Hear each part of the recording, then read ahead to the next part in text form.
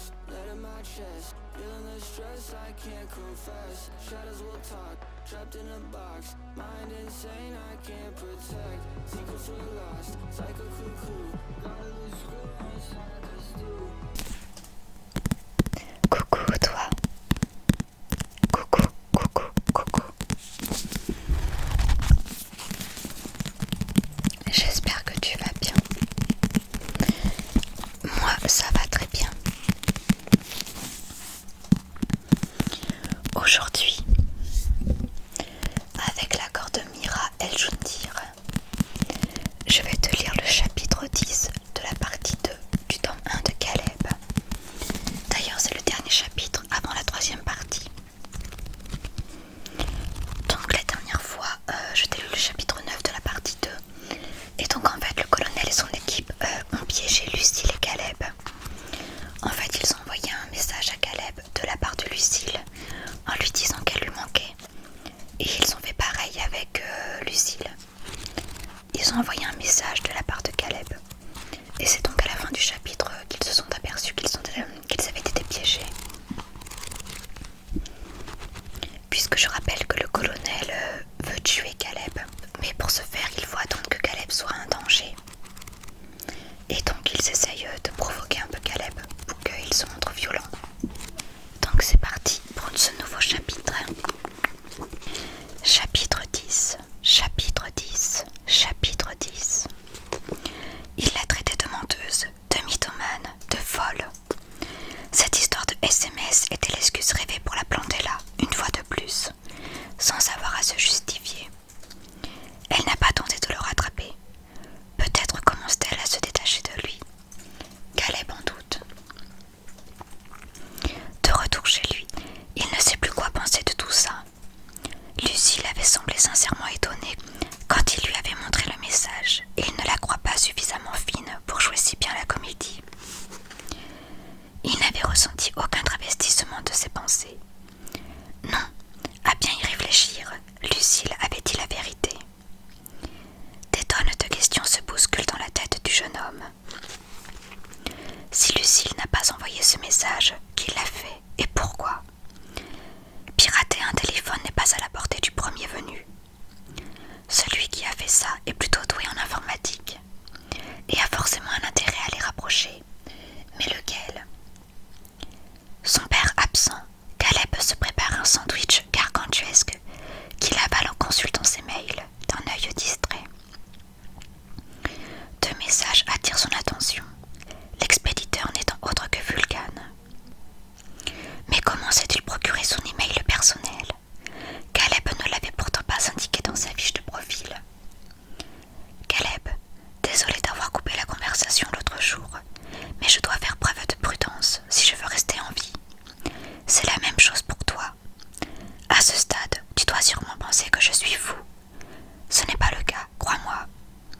Comme toi, je suis un ETV, un enfant du volcan. Comme moi, tu es en danger. Pourtant, nous sommes rares et précieux, n'en doute jamais.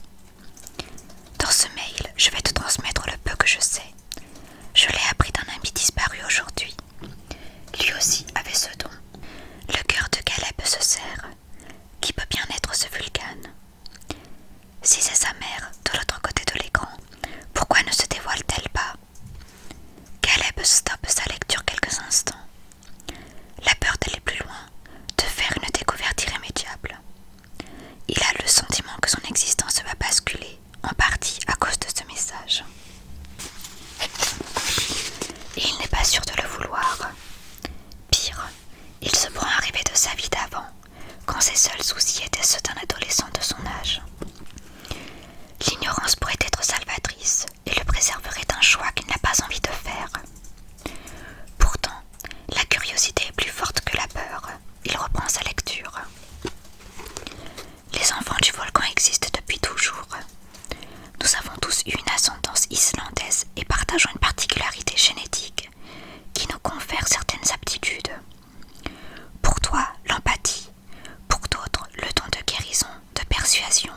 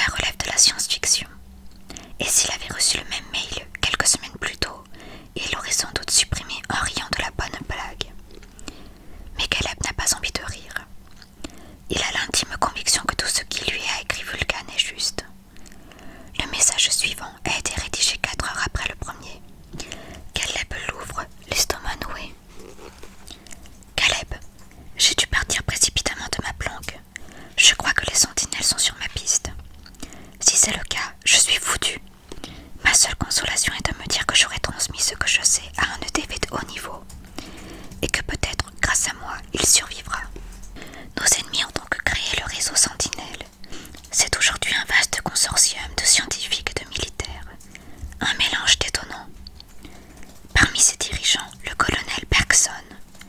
Comme son nom l'indique, il est d'origine islandaise. On rapporte que c'est un géant de plus de 2 mètres. Il est âgé d'une 60aine d'années, mais ne défie pas. C'est un militaire sans état d'âme et surentraîné. Bergson est une machine de guerre.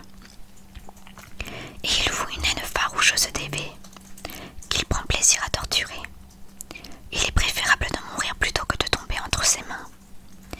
S'il découvre ton existence et t'a dans le collimateur, il n'y a aucun endroit sur terre où tu seras à l'abri. Il est primordial que tu ne te fasses pas remarquer. Jamais. Des litres d'acide se déversent dans l'estomac de Caleb. Le sandwich doit être complètement dissous. Ne pas se faire remarquer. Mais c'est trop tard. Trop tard. Depuis que son don s'est manifesté, Caleb s'est trouvé impliqué dans de violentes bagarres qui n'ont pu passer inaperçues. Bien sûr, les rubriques faits divers des journaux regorgent d'histoires d'agression. Mais combien de temps faudra-t-il aux sentinelles pour faire le lien avec cet Islandais qui vit dans les parages? Peut-être Bergson est-il déjà à ses trousses? Non, Caleb refuse de céder à la panique. Pourtant, la graine de la peur vient de se planter dans son esprit et il ne peut la repousser comme si elle n'était pas sienne. Le jeune homme passe en revue les visages croisés dans la rue ces derniers jours. Ne l'a-t-on pas regardé comme si on le connaissait? Les pieds le surveillaient. Il était si centré sur son ton qu'il a oublié de se fier à ses propres émotions, a baissé sa garde en faisant fléchir celle des autres. Il se souvient de sa dernière soirée à Bastille et de son impression étrange d'être suivi, chassé. Jusque-là, il s'était cru prédateur quand il n'était peut-être que proie. À présent que tonton s'est révélé, tu es en danger, mais pas seulement. Tes proches aussi sont en danger. Deuxième bain d'acide. Ne fais confiance à personne. Tes amis peuvent cacher les plus implacables des rabatteurs. Tes alliés se manifesteront aussi où tu ne les attendras pas. Ne me réponds par mail qu'en cas de danger imminent. Et ne cherche pas à retracer l'origine de ce message. J'utilise une IP tournante et un logiciel de cryptage pendant le transfert. Je te recontacterai sur le forum si je suis toujours en vie. J'ai peur. Vulcan. De vos amis, des alliés surprises. Caleb ne sait désormais plus qui croire. Il deviendra vite dingue à ce rythme-là. Non, il ne doit pas se laisser contaminer par la paranoïa de Vulcan. Certes, il n'a presque personne sur qui compter, mais c'est la confiance en son père et en Robin. Robin, Caleb a une sorte de fulgurance et visualise l'appartement de son ami, ses cousins fatigués. Son odeur d'encens et son ordinateur ultra perfectionné. Robin qui l'a mis sur la piste de l'empathie dès les premiers signes. Robin qui connaît son adresse email. Robin qui possède sûrement le matériel pour pirater un téléphone portable. Robin qui n'est autre que Vulcan. C'était pourtant évident. Son ami est un EDV et le lui a caché tant bien que mal, pour l'aider dans l'ombre. Mais pourquoi ne lui a-t-il pas dit la vérité? Caleb se livrait à une rapide introspection. Peut-être avait-il essayé, mais depuis qu'il est devenu empathe, Caleb n'est pas à prendre avec des pincettes. Et Robin n'a pas trouvé d'autre moyen pour lui en parler. Il faut qu'il en ait le cœur net, surtout si son ami est désormais en danger. Caleb sera là pour l'aider. À eux deux, ils sont plus forts contre ces sentinelles et leurs émissaires funestes. Le colonel Bergson. Le jeune homme éteint son ordinateur et fonce immédiatement chez son voisin. Une fois sur place, il respire un grand coup et frappe le plus calmement possible à la porte, malgré son excitation. « Allez, ouvre !» Dans le couloir qui mène au labo B, c'est l'effervescence. Les soldats du colonel peinent pour amener au calme des scientifiques nerveux, surexcités. On peut entendre l'agitation de la fourmilière depuis l'ascenseur. Bergson n'aime pas ça. Il force presque les portes de l'appareil pour s'en extraire plus vite et rejoint le groupe au pas de course. « Qu'est-ce que c'est que ce bordel ?»« Silence !» hurle-t-il. Tous obtempèrent aussitôt. Il n'y a pas un employé de sentinelle à qui le colonel ne fasse peur. Personne ne souhaite s'attirer ses fous